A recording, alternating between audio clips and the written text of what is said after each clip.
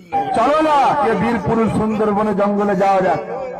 দেশের প্রধানমন্ত্রীকে বলো বিনা সিকিউরিটিতে চলো, রাজ্যের সিএম কে বলো বিনা সিকিউরিটি চলো। এই অদম নবীর গোলাম বলছে আমি যাব, চলো বাঘের মাথায় হাত বুলানো হবে, চলো। কত মায়ের দুধ খেয়েছে, চলো দেখি।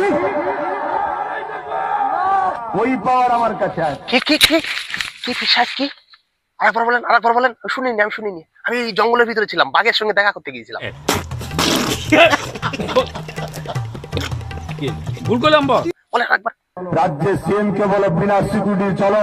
এই অদম নবীর গোলাম বলছে আমি যাব, চলো বাঘের মাথায় হাত বুলানো হবে, চলো। ওহো, আচ্ছা আচ্ছা আচ্ছা আচ্ছা, মানে আপনি বলতে চাইছেন আপনি একজন হাক্কানি পীর, তাই তো? হুজুর, আপনাকে জাস্ট দুটো পরীক্ষা দিতে হবে। এই দুটো পরীক্ষায় যদি আপনি পাশ করতে পারেন, তাহলে ওই সিএম কেও ডাকতে হবে না, পিএম কেও ডাকতে হবে না, আর আপনাকে সুন্দরবনেও যেতে হবে না। আপনি জাস্ট দুটো পরীক্ষা দিবেন। পরীক্ষা নাম্বার 1, আপনি এই গ্রাম বাংলায় যে বলতার চাক থাকে না, বলতা, হলুদ বলতা, কালো বলতা, লাল বলতা, যে বলতাগুলো থাকে, সেই বলতার চাকে এই গ্রাম বাংলার কিছু ঢেমনা পলাপান থাকে, মাঝে মধ্যে ঢিল মেরে দৌড়ে পালায়। বলতার চাকে সেই দুষ্টু পোলাপানগুলো ঢিল মারবে, আর আপনি সেই বলতার চাকের নিচে দাঁড়িয়ে থাকবেন। যদি কোনো বলতা আপনার গায়ে দংশন না করিয়া থাকে, তাহলে আপনি পীর বলিয়া গণ্য হইবেন। বুঝতে পারেননি? আর দ্বিতীয় পরীক্ষা আপনার, আপনি বলছেন পিএম কে ডাকুন, সিএম কে ডাকুন, আর আমি যাব সুন্দরবনে বাঘের মাথায় হাত বুলাবো, গায়ে হাত বুলাবো, মাথায় হাত বুলাবো। তো আপনাকে এত কষ্ট করে সুন্দরবনে বাঘ খোঁজা লাগবে না। আপনাকে জাস্ট আমাদের কলকাতায় যে চিড়িয়াখানা আছে না, চিড়িয়াখানা, এই চিড়িয়াখানার ভিতরে গিয়ে যেখানে সিংহ বন্দি করা থাকে, লায়ন লায়ন, আর যেখানে royal Bengal tiger, royal Bengal tiger যেখানে বন্দি করা থাকে যে খাঁচায়, সেই খাঁচার ভিতরে আপনাকে প্রবেশ করানো হবে। আপনি প্রবেশ করে সেখানে কয়েক মিনিট, বেশি না, 2-5 মিনিট থেকে বা 2-10 মিনিট থেকে আপনি যদি সুস্থভাবে সেই খাঁচা থেকে বাহিরে আসতে পারেন, তাহলে আপনি একজন হাক্কানি পীর বলিয়া গণ্য হইবেন।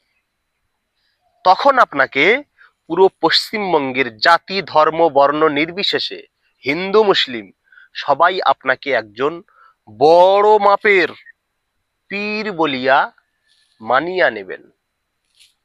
গ্রহণ করেন আমার এই চ্যালেঞ্জটা, আপনি গ্রহণ করেন। আর আমরা তো সাধারণ মানুষ ভাই, আমরা তো একটা পিপিলিকার মানে একটা কাঠপিঁপড়ের গায়ে হাত দিতে গেলেও ভয় পায়, কখন না জানি দংশন করে দেয়।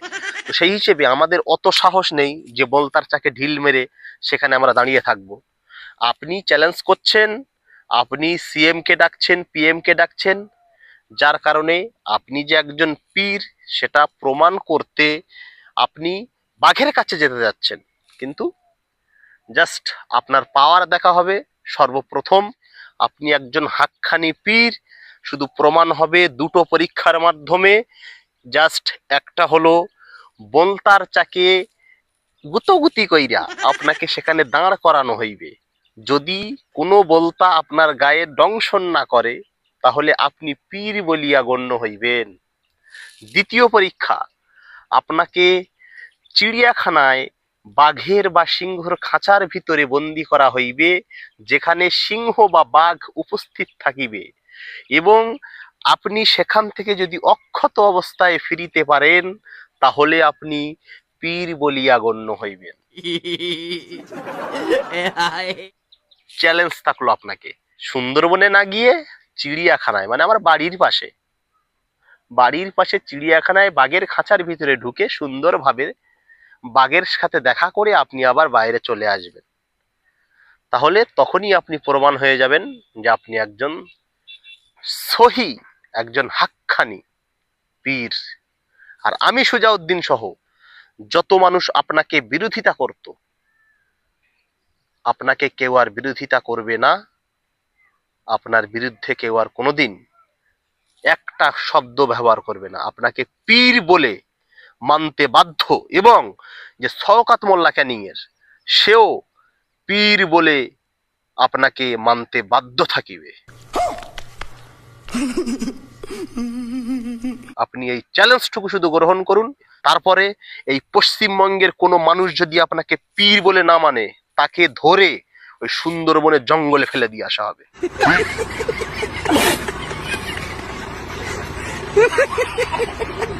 তো ফ্রেন্ডস, ভিডিওটা যদি বুঝতে পারেন এবং আমার এই চ্যালেঞ্জটা যদি আব্বাস সিদ্দিকী গ্রহণ করে, অবশ্যই ভিডিওটাকে শেয়ার করে সবার কাছে পৌঁছে দিন এবং তাদের ভক্তদের কাছে পৌঁছে দিন। তারা যেন আমার এই ভিডিওটার কথাগুলো তাদের পীর সাহেবের কাছে নিয়ে যায় এবং আমার এই চ্যালেঞ্জ গ্রহণ করে।